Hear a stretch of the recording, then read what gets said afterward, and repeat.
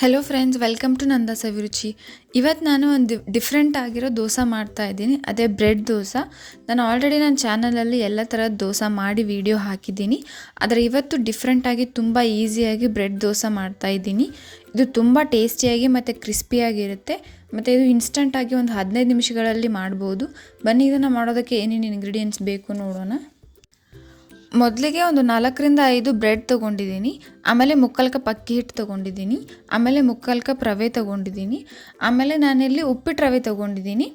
ಆಮೇಲೆ ಒಂದು ಅರ್ಧ ಕಪ್ ಮೊಸರು ತೊಗೊಂಡಿದ್ದೀನಿ. ಆಮೇಲೆ ಒಂದು ಅರ್ಧ ಟೇಬಲ್ ಸ್ಪೂನ್ ಅಡಿಗೆ ಸೋಡಾ. ಆಮೇಲೆ ರುಚಿಗೆ ತಕ್ಕಷ್ಟು ಉಪ್ಪು ತೊಗೊಂಡಿದ್ದೀನಿ. ಬನ್ನಿ ಈಗ ಹೇಗೆ ಮಾಡೋದು ನೋಡೋಣ. ಮೊದಲಿಗೆ ನಾನು ತೊಗೊಂಡಿರೋ ಬ್ರೆಡ್ನ ಸೈಡ್ನ 4 ಸೈಡ್ ಕಟ್ ಮಾಡಿ ತೊಗೊಳ್ತಿದ್ದೀನಿ.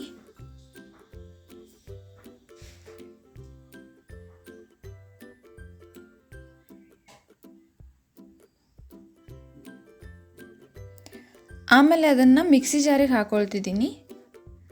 ಆಮೇಲೆ ಅದೇ ಮಿಕ್ಸಿ ಜಾರಿಗೆ ರವೆ ಹಾಕ್ಕೊಳ್ತಿದ್ದೀನಿ. ಇದನ್ನು ನಾನು ಸ್ವಲ್ಪ ರುಬ್ಬಿ ತಗೊಳ್ತಿದ್ದೀನಿ. ಆಮೇಲೆ ಅದಕ್ಕೇ ಮೊಸರು ಹಾಕ್ಕೊಳ್ತಿದ್ದೀನಿ. ಆಮೇಲೆ ಅಕ್ಕಿ ಹಿಟ್ಟು ಹಾಕ್ಕೊಳ್ತಿದ್ದೀನಿ. ಆಮೇಲೆ ಇದಕ್ಕೆ 1 ಕಪ್ ನೀರು ಹಾಕ್ಕೊಳ್ತಿದ್ದೀನಿ. ಇದನ್ನೆಲ್ಲ ಮತ್ತೆ ಒಂದ್ಸಲ ನುಣ್ಣಗೆ ರುಬ್ಬಿ ತಗೊಳ್ತಿದ್ದೀನಿ. ಈಗ ರುಬ್ಬಿರೋ ಮಿಶ್ರಣನ ನಾನು ಒಂದು ಪಾತ್ರೆಗೆ ತೆಗೆದು ತಗೊಳ್ತಿದ್ದೀನಿ.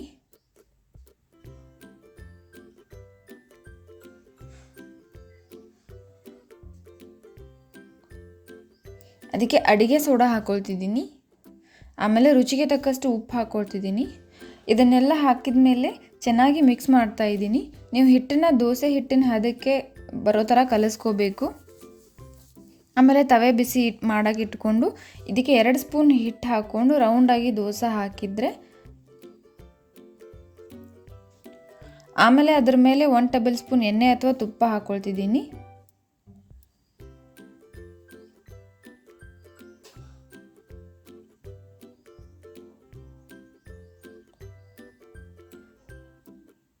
ನಾನಿಲ್ಲಿ ತುಪ್ಪ ಯೂಸ್ ಮಾಡ್ತಿದ್ದೀನಿ. ನೀವು ಎಣ್ಣೆನೂ ಕೂಡ ಯೂಸ್ ಮಾಡ್ಬೋದು.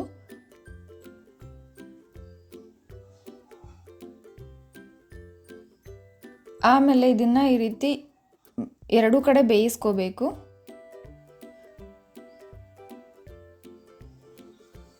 ಇದನ್ನು 2 ಸೈಡು ಈ ಥರ ಬೇಯಿಸಿ ತಗೊಂಡ್ರೆ ಸೂಪರಾಗಿ ಕ್ರಿಸ್ಪಿಯಾಗಿ ಬ್ರೆಡ್ ದೋಸೆ ರೆಡಿ ಆಗುತ್ತೆ. ನೀವು ಒಂದ್ಸಲ ಟ್ರೈ ಮಾಡಿ.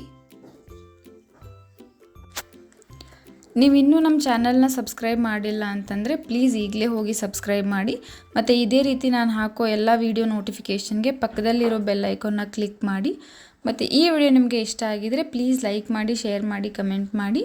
ಮತ್ತು ಇದೇ ರೀತಿ ಟೇಸ್ಟಿ ರೆಸಿಪೀಸ್ಗೆ ನಮ್ಮ ಚಾನಲ್ನ ಸಬ್ಸ್ಕ್ರೈಬ್ ಮಾಡೋದನ್ನು ಮರಿಬೇಡಿ. Thank you.